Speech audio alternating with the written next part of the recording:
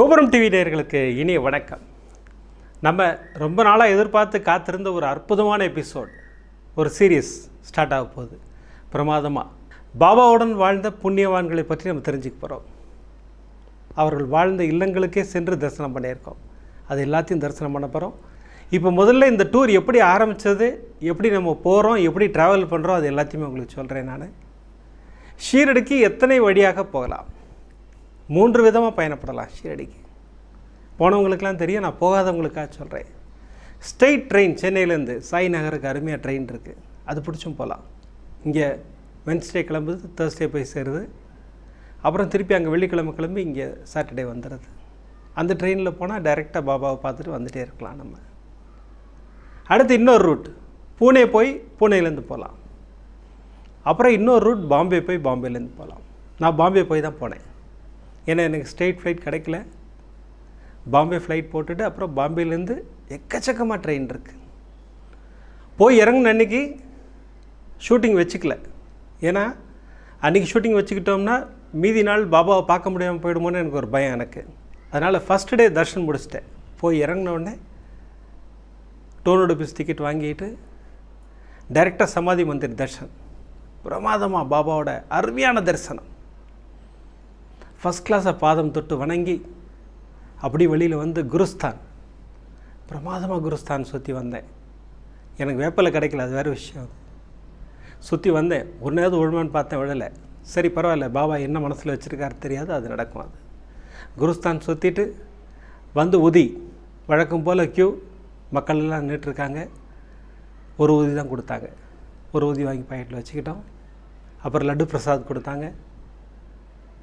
நான் ஏற்கனவே ஒரு எபிசோட்லேயும் சொன்னேன், ஷீரடி ஃபுல்லாக என் பேர் இருக்குது. லட்டு பிரசாத், உதி பிரசாத், அப்படி எல்லா இடத்துலையும் என் பேர் இருக்குது. எனக்கு ரொம்ப சந்தோஷமாக இருந்தது. பாபாவின் சன்னிதானத்தில் என் பேர் எல்லா இடத்துலையும் இருக்குது. அது நமக்கு எங்கள் தாய் தந்தையர் வச்ச ஒரு அருமையான பெயர்னால் அந்த கொடுப்பனை எனக்கு கிடச்சிது. அப்புறம் உள்ளே சமாதி மந்திரில் பார்க்க வேண்டிய அற்புதமான இடம் தீக்ஷித் வாடா. பார்க்கும்போது கண்களில் கண்ணீரே வந்துருச்சு நமக்கு. அந்த பாபாவோட கஃப்னி அதெல்லாம் பார்க்கும்போது அப்படியே பாபாவை நேரில் பார்க்குற மாதிரி இருக்குது.